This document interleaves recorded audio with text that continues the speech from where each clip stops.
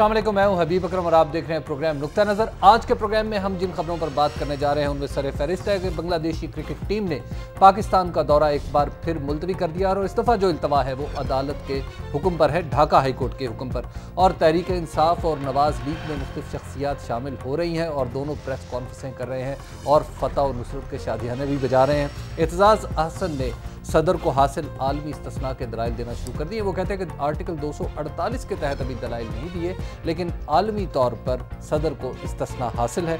और घरेलू तशद्दुद के बिल पर भी हम गुफ्तगू करेंगे। ये गुफ्तगू कुछ दिन पहले हमने शुरू की थी, अधूरी रह गई, बहुत से लोगों का तकाजा था और बार बार ये फरमाइशें आ रही थी कि इस गुफ्तगू को आगे बढ़ाया जाए।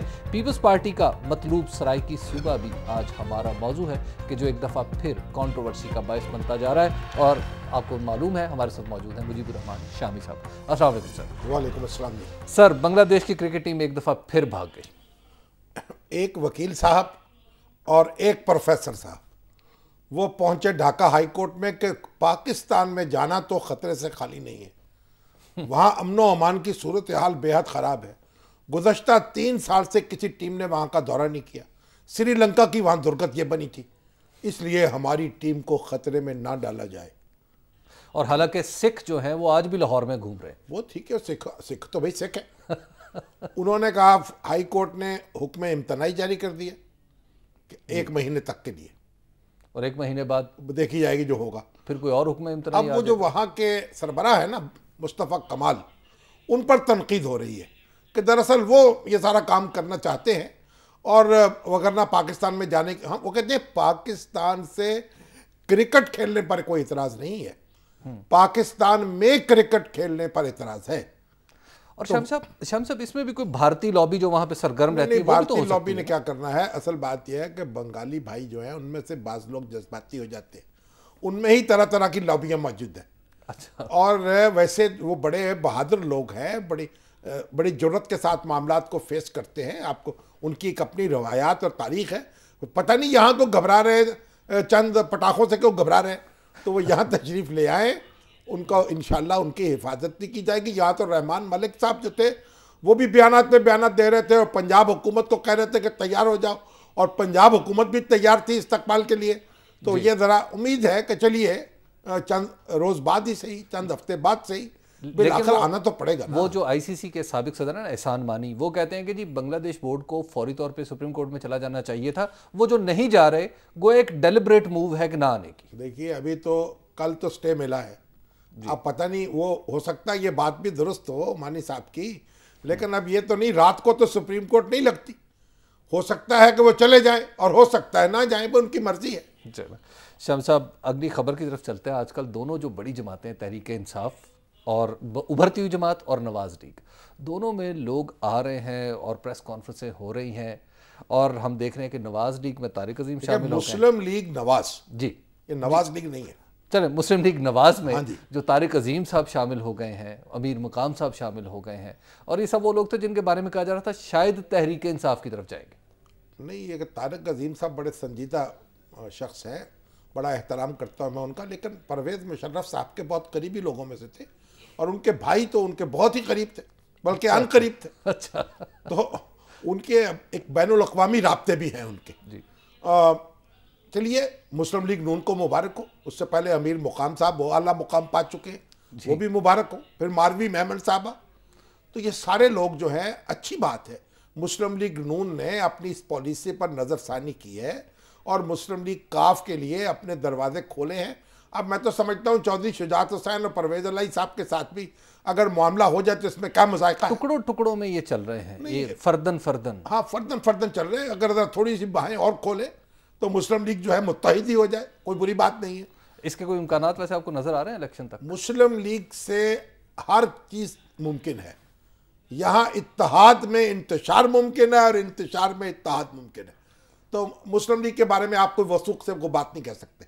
बहरहाल ये जो तहरीक इंसाफ में शामिल हुए हैं ना असद उमर, ये एक बड़ा धमाका है जी, क्योंकि तहरीक इंसाफ में एक तो जावेद हाशमी साहब शामिल हुए। बिल्कुल।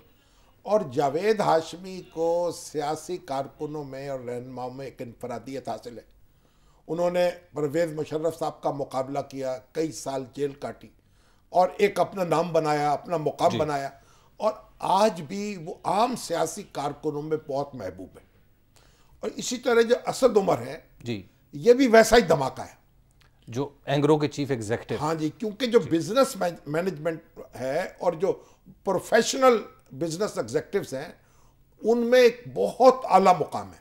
वहां समझे वहां के ये जावेद हाशमी है। अच्छा, तो कॉर्पोरेट जावेद हाशमी। हाँ, मैंने सुना था कि मुस्लिम लीग नून के साथ भी उनकी कोई बातचीत होती रही है। अच्छा, हाँ, जैसे हमारी शाह महमूद कुरैशी साहब की होती रही जी। तो फिर उसके बाद इन्होंने फैसला किया कि वो इमरान खान के साथ आएंगे। चलिए, उनको मुबारक। इमरान खान साहब की जो पार्टी है ना, इस वक्त उसको बड़ा मरहला दरपेश है अपनी अंदरूनी नज़्म नस्क को दुरुस्त करने का। ठीक, वो तो कहते हैं ना, हम मुल्क को मैनेज करेंगे दुरुस्त तरीके से, लेकिन पहले पार्टी को मैनेज करके दिखाएं। एक अखबार की रिपोर्ट के मुताबिक तो जो चेयरमैन हैं तहरीक इंसाफ के, वो कहते हुए ये कहते हुए पाए गए हैं कि मुझे वक्त ही नहीं मिल रहा लोगों की तरफ जाने का, क्योंकि पार्टी के अंदर फिशर्स और खलीज। नहीं तो अब असद उमर साहब आ गए हैं, बड़े बिजनेस मैनेजमेंट जो है इनका तो फन है, तो अब ये पार्टी को ठीक तरीके से मैनेज कर दे। असद उमर साहब हमारे साथ लाइन पे मौजूद है। अस्सलाम वालेकुम असद साहब। जी वालेकुम सलाम। असद साहब, ये बताइएगा कि आपको क्या चीज खींच के लाई तहरीक इंसाफ में और सियासत में? देखिए जी, सियासत तो आप ये समझ लीजिए कि पब्लिक सर्विस के लिए इंसान मुख्तलिफ जाविये इख्तियार कर सकता है। कुछ समाजी कारकुन का काम करते हैं, कुछ सियासत का रुख इख्तियार करते हैं। तो मैंने सियासत की तरफ रुख किया, इसलिए कि मेरे ख्याल में जो पाकिस्तान के बड़े बड़े इस वक्त मसाइल हैं उनका हल सियासत के अंदर है, और इसलिए शायद ज्यादा इम्पैक्ट वहां पे क्रिएट किया जा सकता है। नहीं असद साहब, सियासत में तो आप आए, इमरान खान की तरफ क्यों आए? मैंने तो सुना था मुस्लिम लीग नून से भी बातचीत होती रही आपकी। नहीं जी, बातचीत नहीं होती रही। मैंने काम बहुत किया है शहबाज शरीफ साहब के साथ, उनके साथ बहुत ताल्लुकात भी हैं, इज्जत भी करता मैं उनकी बेइंतहा। पीटीआई में जनाब इसलिए आया है कि मेरे ख्याल में जिस किस्म की बुनियादी तब्दीली पाकिस्तान को जरूरत है, वो सियासत इस वक्त मेरी नजर में सिर्फ पाकिस्तान तहरीक इंसाफ के प्लेटफॉर्म से मुमकिन है, क्योंकि पाकिस्तान में सिर्फ ये 19-20 की चेंज कर थोड़ी गवर्नेंस बेहतर करने से मुल्क के मसाइल हल नहीं होंगे। नहीं, मगर क्या करना चाहिए? कौन सी बुनियादी तब्दीली है जो तहरीक इंसाफ लेके आएगी, या आप तवक्को रखते हैं कि उसे लानी चाहिए? जो मेरे ख्याल में तब्दीली लानी चाहिए, उसको अगर मैं मोटा मोटा अगर आप बोलो अल्फाज इस्तेमाल करूं तो वो ये है कि पाकिस्तान की इस वक्त जो एलीट पावर स्ट्रक्चर के हाथ में मुल्क बैठा हुआ है, उसके हाथ से निकाल के अवाम के हाथ में देना है। ये बुनियादी तब्दीली है, और उसके सियासी पहलू भी हैं और उसके मईशत के लिहाज से माशी पहलू भी हैं। देखिए, जो आईनी ढांचा पाकिस्तान का है उसके अंदर रहते हुए ही तो करना पड़ेगा ना कुछ जो आप करना चाहते हैं। बिल्कुल बिल्कुल, अगर आईनी ढांचे के अंदर नहीं रहना हो तो फिर तो सियासी पार्टी का रुख नहीं इख्तियार करे ना, फिर तो इंसान कहे कि जी को रेवोल्यूशन आनी चाहिए। फिर तो फौज में भी भर्ती हो सकते हैं। तो असद साहब एमएनए बनेंगे, सेनेटर बनेंगे, क्या फोर्सी कर रहे हैं आप? सर, मेरा जो बिल्कुल इंटरेस्ट है वो ये है कि मैंने कंट्रीब्यूशन क्या करनी है। उसके बाद वो रुख क्या इख्तियार करता है, क्या नहीं करता, उसका कोई फ्रैंकली सोचा भी नहीं है। एक चीज जो मैंने बार बार इन लोगों को बोली थी, तहरीक इंसाफ वाले जब मुझे रुजू कर रहे थे तो उनसे कहा था कि भाई कहीं अगर लिखवाना हुआ रहोगे, मिनिस्टर कभी सारी जिंदगी नहीं बनोगे तो साइन करवा लो बेशक। नहीं, मगर असद साहब, इस वक्त तो आपको जो मरहला दरपेश होगा, बल्कि चैलेंज दरपेश होगा, वो तहरीक इंसाफ को ऑर्गेनाइज करने का है। जी सर, शामी साहब, जो दो एरिया जिसके अंदर मेरे ख्याल में मैं कुछ शायद कंट्रीब्यूशन कर सकूं, एक तो पॉलिसी का एरिया है जो मेरे बैकग्राउंड से ताल्लुक रखता है, उन सेक्टर्स के अंदर पॉलिसी कंट्रीब्यूशन करना, और दूसरा यही कि जाहिर है सारी जिंदगी मैनेजमेंट के शोबे से रहा हूं, तो ऑर्गेनाइजेशन के लिहाज से जो बेहतरी लाई जा सकती है। तो बिजनेस का क्या इरादा है? बिजनेस किस तरफ तवज्जो करेंगे? बिजनेस ही मेरा पर्सनल, मेरे तो कोई नौकरी छोड़ दीजिए, कोई बिजनेस नहीं है मेरा। कोई शुरू तो करने का इरादा होगा कि नहीं? नहीं, मेरा फिलहाल कोई बिजनेस शुरू करने का इरादा नहीं है। अल्लाह ताला ने बहुत रहमत की है, जितनी मेरी जरूरियात हैं उससे ज्यादा मिल गया है। मैं अब जितना फोर्सिबल फ्यूचर है उसके अंदर मैं जब तक 100% पॉलिटिक्स के साथ कमिटेड हूं तो मैं सियासत नहीं करना चाहता। हो सकता है कि कुछ अरसे के बाद सियासत में ना कामयाब हूं, ना कंट्रीब्यूशन कर सकूं, या मेरे ख्याल में जितनी मैं कर सकता हूं उतनी कर लूं। चलिए, अल्लाह ताला आपको जनाब कामयाबी अता करे। और अब उन्होंने तो गया लंगोटी बांध ली है, और फुल टाइम पॉलिटिशियन होंगे। लेकिन शमी साहब, ये अपनी जगह इंटरेस्ट की बात है कि क्या एक कॉरपोरेट शख्सियत जो है इस तरह की, क्या वो पॉपुलर पॉलिटिक्स में कामयाब हो सकती है? देखिए, पॉपुलर पॉलिटिक्स तो होगी इमरान खान की, उनके ये साथ होंगे, सपोर्ट करेंगे और वो उनको सपोर्ट करेंगे। बात क्या है, अब ये पॉलिटिक्स जो खुल रही है, जो जमहूरियत आई है मुल्क में, अब ये मुमकिन हो रहा है कि बिजनेसमैन, प्रोफेशनल्स वो पॉलिटिक्स में आए। पहले तो सियासत में आना जो था वो आपने एक अपने आप को जहन्नुम में झोंकने के मुतरादिफ था, क्योंकि फौजी हुकूमतों ने सियासत को गाली बना दिया था। और अब मेरा ख्याल असद जैसे लोगों की आमद अब ये लोग आएंगे, ये आने चाहिए। मैं इंडिया जाता हूं, वहां प्रोफेशनल्स हैं, जर्नलिस्ट हैं, अरकान असेंबली हैं, लोकसभा के मेंबर हैं, राज्यसभा के मेंबर हैं, आम लोगों की तरह रहते हैं। शम्स साहब, एक ब्रेक का वक्त हो गया और ब्रेक के बाद हम बात करेंगे एतजाज़ अहसन जो दलाइल दे रहे हैं और अपने मुकदमे की वो किस अंदाज में लड़ रहे हैं, इस पर बात होगी। आप देखते रहिए नुक्ता नज़र।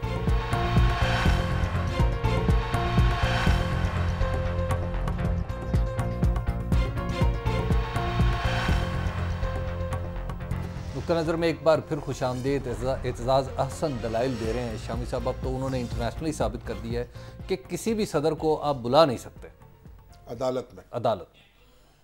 देखें हबीब साहब, जहां तक तो ताल्लुक है सदर को इस्तिस्ना का, वो तो बिल्कुल हासिल है। हमारे दस्तूर में भी लिखा हुआ है और दुनिया भी ये मानती है, इसमें तो दो राय हो नहीं सकती। और यहां तो एतजाज़ अहसन से मैं 100% मुत्तफिक हूं, और उनके आज के दलाइल जो हैं बड़े वजनी थे। और यही आर्गुमेंट तो वजीर आजम का हुआ ना, गोया ये जो आर्गुमेंट वो तो एक बाद में आता है। देखिए, सदर को इस काश ये जो एनआरओ का केस पेश हुआ था या उस पर नज़रसानी की जो दरख्वास्त गई थी, उस वक्त एतजाज़ अहसन वकील होते और ये वो मुकदमा लड़ते सुप्रीम कोर्ट के सामने। अब हुकूमत ने एनआरओ का मुकदमा लड़ते वक्त, फिर नज़रसानी की दरख्वास्त देते वक्त इन चीज़ों को नहीं उठाया, और सुप्रीम कोर्ट जो है उसको इस पर ठंडे दिल से गौर करना चाहिए। हमारा दस्तूर भी सदर को तहफ़्फ़ुज़ देता है, उसे किसी फौजदारी अदालत में नहीं बुलाया जा सकता, और दुनिया भर में ये तहफ़्फ़ुज़ हासिल है। और जो सदर दूसरे मुल्कों के सदर को किसी भी जुर्म में बुलाती है कोई अदालत, वहां भी ये सवाल पैदा हो जाता है। लेकिन यहां तो मसला ये है कि स्विट्जरलैंड की अदालत ने सदर के वारंट जारी नहीं किए, उनको समन भी जारी नहीं किए। उन्होंने इस चीज का गालिबन ख्याल रखा होगा। देखिए, नहीं, वहां तो मुकदमा हम उनको धकेल रहे हैं उस तरफ। अच्छा, यानी वहां से नहीं मांगा जा रहा है। और इस मुकदमे में बेनजीर भुट्टो प्रिंसिपल एक्यूज्ड है, नुसरत भुट्टो इसके अंदर शरीक है। ये सिर्फ सदर साहब के खिलाफ मुकदमा नहीं है, और फिर 10-12 साल से चल रहा है, आज का मुकदमा नहीं है। हमें क्या पड़ गई है कि हम अपनी सारी सियासत को जेर जबर करना चाहते हैं इस पुराने मुकदमे की वजह से। और शाम साहब, जब ये दलाइल हम मानते हैं एतजाज के जो उन्होंने आज दिए हैं, तो फिर हमें तौहीन अदालत का मुकदमा भी फिर अल्टीमेटली उसका अंजाम ही कुछ उसका जो मंतकी अंजाम है जी, वो तो वही है कि उनके मौक़िफ़ को सपोर्ट मिलती है।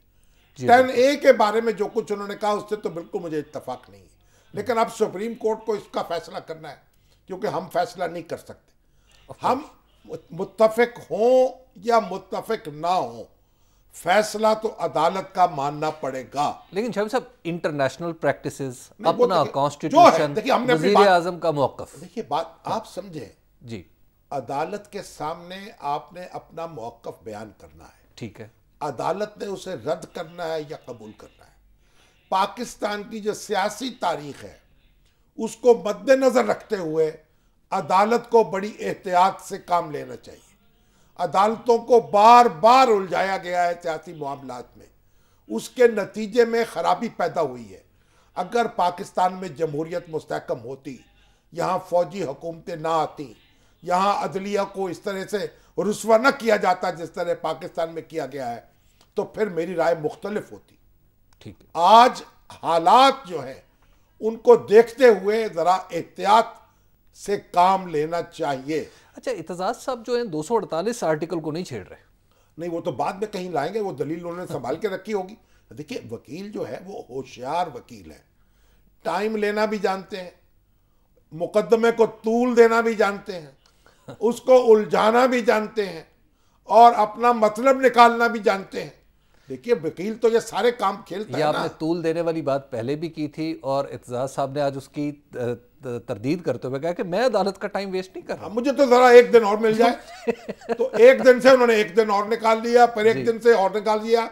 वो तो जैसे आप देखिए डबल रोटी में से अंगूठी निकाली जाती है ना, जादूगर निकालते हैं जो मैजिक शोज में, उस तरह वो अपनी बात निकालते हैं। उलझाने के भी बादशाह हैं और संवारने के भी बादशाह हैं। माशाअल्लाह। जब उनको संवारने की, आम तौर पर वो ऐसे वकील हैं जिनको संवारने से ज्यादा दिलचस्पी नहीं होती, उलझाने से होती। तो बहरहाल उनका हक है कि अपनी बात करें, अपना मुकदमा लड़े, फैसला तो फिर सुप्रीम कोर्ट नहीं करना है, जिसके सामने सरनिगू करना पड़ा। नहीं और है उसका तो कोई चारा ही नहीं उसके अलावा। शम साहब, हमने घरेलू तशद्दुद के बिल पर गुफ्तगू की थी और वो गुफ्तगू दरमियान में रह गई थी और आपने कहा था कि ये हमारी जो कल्चरल ग्रेन्स हैं उनके साथ मिलता नहीं। देखिए मैंने आपसे ये अर्ज किया था कि हमारी जो NGOs हैं बहुत सारी बड़े अच्छा काम भी कर रही हैं, उनके अंदर कई हमारी ख्वातीन हैं, बड़ी काबिल इज्जत हैं, उनके अपनी सोच है उनकी, लेकिन वो मारूजी हकायक को नज़रअंदाज कर रही हैं।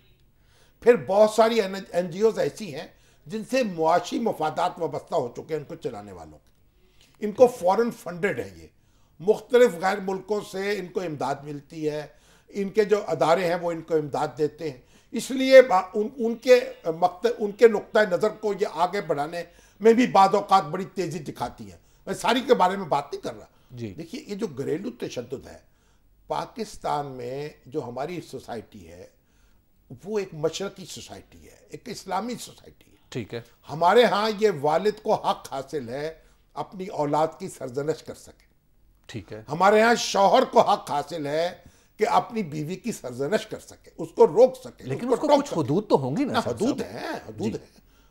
यानी आपके यहाँ हदूद नहीं थी क्या? नहीं, हदूद तो रही है। तो आपके वालिद साहब ने मलूद नहीं रखी, मेरे वालिद ने नहीं रखी, और बटाई भी होती रही, तो हम थाने में जाकर रपट लिखवाते बस उनके खिलाफ।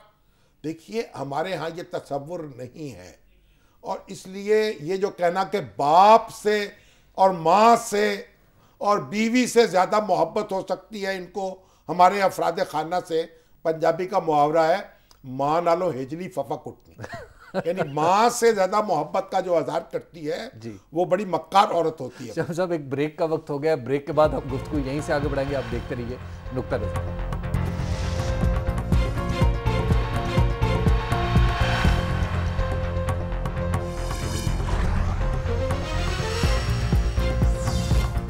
नुक्ता नज़र में एक बार फिर खुशामदीद। मौजूद गुफ्तगू है घरेलू तशद्दुद का बिल। शाह साहब, आम तौर पे ये कहा जा रहा है कि दरअसल इस बिल की मुखालफत महज इसलिए की जा रही है कि ये NGOs इसको सपोर्ट कर रही हैं। नहीं हबीब, इसकी रूह ही हमारे माशरे के खिलाफ है। देखिए मगरिब में औलाद की जिम्मेदारी नहीं है वालिदैन, और वालिदैन की जिम्मेदारी नहीं है औलाद। जब बच्चा 16 साल का होता है माँ बाप उससे बरीजुम्मा हो जाते हैं, फिर रियासत की जिम्मेदारी शुरू हो जाती है, ठीक है। इसी तरीके से जब माँ बाप बूढ़े होते हैं औलाद की जिम्मेदारी नहीं है, वो रियासत की जिम्मेदारी है। हमारे कल्चर में बच्चे माँ बाप की जिम्मेदारी है और माँ बाप बच्चों की जिम्मेदारी है। बिल्कुल ठीक है, म्यूचुअल अंडरस्टैंडिंग। मैं ऐसी औरतों को जानता हूं जो, मेरी अपनी एक फूफी, वो 20 साल की उम्र में बेवा हुई और 80 साल की उम्र में इंतकाल हुआ, और उन्होंने अपने बच्चे पाले अपनी मेहनत से, मुशक्कत से। हजारों क्या लाखों ख्वातीन हमारे माशरे में मौजूद हैं जो बेवगी में बच्चे पालती हैं मुशक्कत के साथ। वो उनको धक्का नहीं दे सकती कि जाओ 15 साल के हो गए हो। हाँ, और माँ बाप जो, उनकी हर शख्स जानता है कि माँ बाप की इज्जत क्या है। थोड़ी बहुत घर में लड़ाई झगड़ा हो सकता है, अगर आप वहाँ पुलिस ला के बैठा देंगे, अदालत ला के बैठा देंगे, फिर झगड़ा बढ़ेगा। वो कहाँ जाएंगे माँ बाप, कहाँ जाएगी बहू, कहाँ जाएगी सास, कहाँ जाएगा बेटा? देखिए कौन उसकी परवरिश करने वाला होगा? ये रियासत हमारे ये काम नहीं कर रही, इसलिए हमारे हाल पर रहम करें।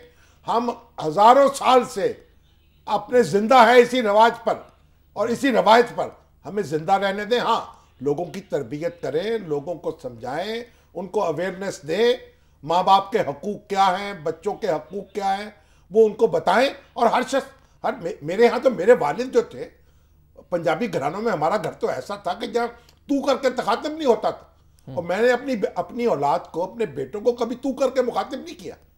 तो पूरे अदब के साथ हमारी जिंदगी गुजरती है। और देखिए एक बात, ये जो एनजीओ है ना, अभी अब छोटी छोटी बातें हैं। अब 3 हिंदू लड़कियां जो थी जी, वो मुसलमान हो गई, उन्होंने शादी कर ली। बिल्कुल ठीक है। अब उनके जो माँ बाप ने एक तूफान उठा दिया, एनजीओ ने एक तूफान उठा दिया कि इनके जबरदस्ती इनके निकाह कर लिए गए, जबरदस्ती इनका मजहब तब्दील कर दिया गया। वो सुप्रीम कोर्ट ने जब बुलाया उनको कमरे में अलग करके कहा बयानात दे दो, उन्होंने कहा हम शौहरों के साथ जाएंगे, उनके साथ भेज दिया। अब जो माँ बाप है वो सीना पीट रहे हैं। यहाँ हमारे यहाँ भी ऐसे मुकदमे हुए हैं कि एक माँ बाप जो है उनको ये कबूल नहीं होता कि बच्चियां उनकी मर्जी के बगैर शादी कर ले। ठीक है। मुकदमे, वो मुसलमान माँ बाप जो है वो भी जाते हैं। हमारे यहाँ फिका में भी, यानी हमारे यहाँ इख्तलाफ है इस बात पर कि माँ बाप की मर्जी जरूरी है कि नहीं जरूरी। ठीक है। लेकिन इमाम अबू हनीफा के नज़दीक और हमारी अदालतों के फैसलों के नज़दीक और हमारी इस वक्त जो बैनुल अक़वामी कवानीन है उसके मुताबिक ये जो औरतें हैं, लड़कियां हैं, इनको हक हासिल है पसंद की शादी करने। तो शम्स साहब, बॉटम लाइन तो ये है कि ये बिल नहीं होना चाहिए। नहीं, एनजीओज जो हैं उन्होंने इसको हिंदू मुसलमान मसला बना दिया। ये बड़ी ही नामुनासिब बात है। और एक बात में नहीं, बिल इसलिए नहीं होना चाहिए कि यहां आप पुलिस को और अदालत को घर में ना लेके आए। पहले कौन से मुकदमे वहां दुरुस्त फैसला हो रहे हैं। सब एक ब्रेक लेनी है, ब्रेक के बाद हम गुफ्तगू का आगाज यहीं से करेंगे और कुछ दीगर मौज़ूआत पर भी गुफ्तगू करेंगे और आपके सवालात भी हमें लेने, आप देखते रहिए।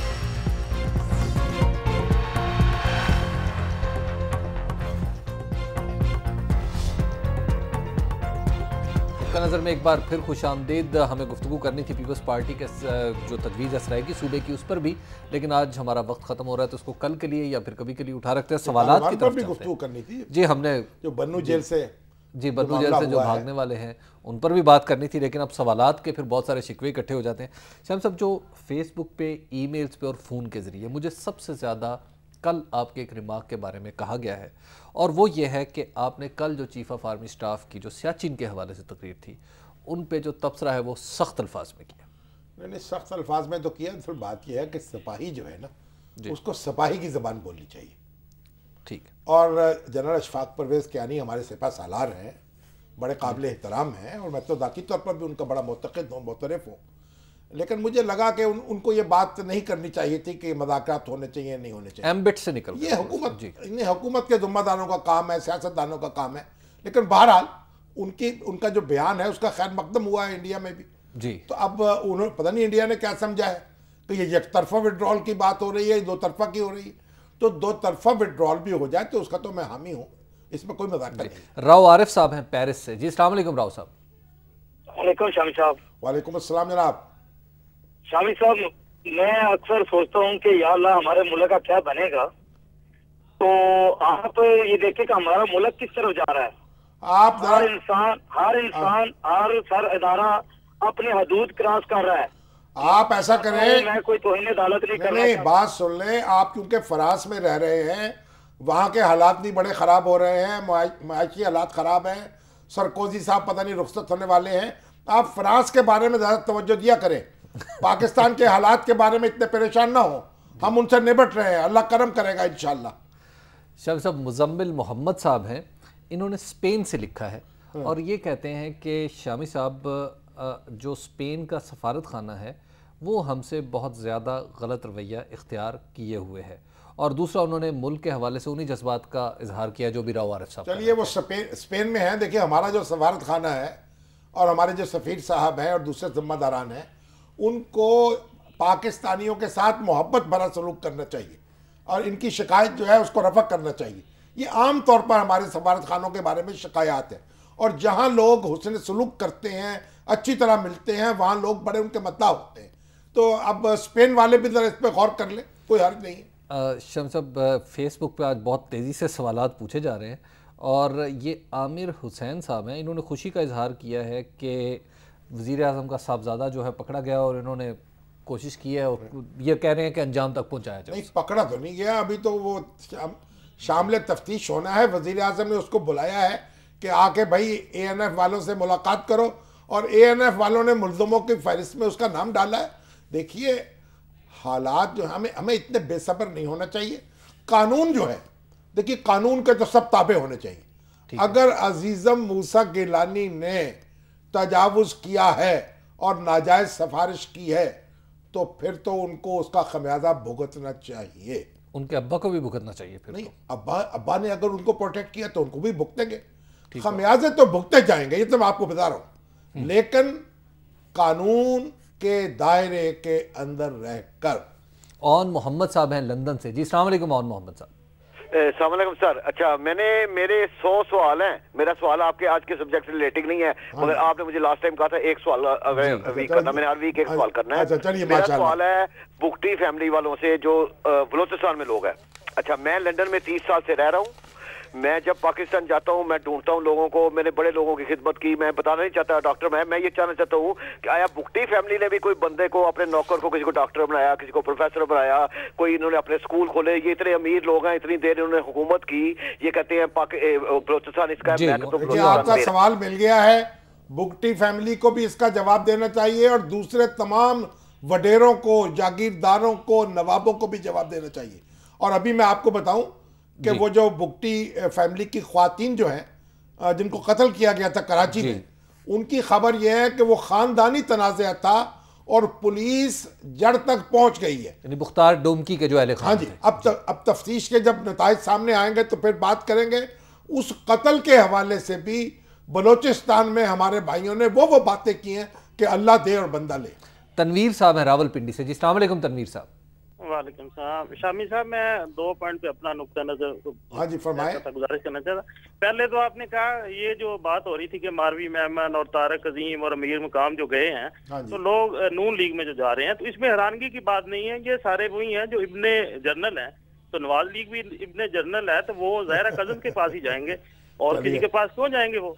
ठीक है। और दूसरी इब्ने जनरल तो फिर सारे ही है ना जिनका नाम नहीं लिया आपने। इन्होंने शुरू की, किसी का अयूब खान से डांडा मिलता है, किसी का ज़ियाउल हक से मिलता है, किसी का परवेज मुशर्रफ से मिलता है। हाँ जी, मगर वो कहते हैं ना इब्ने मरियम हुआ करे कोई, मेरे दुख की दवा करे कोई। हाजी अब्दुल वाहिद साहब है पाकपतन। जी अस्सलाम वालेकुम हाजी साहब। अस्सलाम वालेकुम जी। वालेकुम अस्सलाम जनाब। जी, मेरे रिक्वेस्ट से अपना शामी साहब से एक सवाल ये है कि हम इस काबिल थे कि आज़ादी ले लेते जो हमने अपने मुल्क का हशर किया है?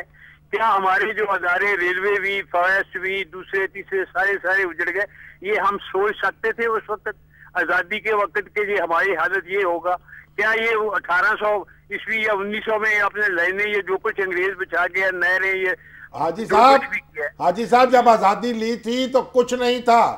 आज माशाल्लाह आपके और मेरे पास बहुत कुछ है। और आज़ादी जब ली थी तो कहते थे मुल्क नहीं चलेगा, और मुल्क हमने चला के दिखाया। अब जब हर चीज़ मौजूद है तो हम घबरा रहे हैं। फिक्र न करें, हिम्मत करें, हालात को बदलें। और इस हवाले से हम कल भी कुछ गुफ्तगू करेंगे, इकबाल के हवाले से भी, और उनका जो पाकिस्तान के बारे में तस्वुर था वो भी कल हमारे मौजूद गुफ्तगू होगा। आज का हमारे प्रोग्राम का वक्त ख़त्म हुआ चाहता है। कल फिर इसी वक्त इसी जगह से आपकी खिदमत में हाजिर होंगे। इजाज़त दीजिए, खुदा हाफ़िज़।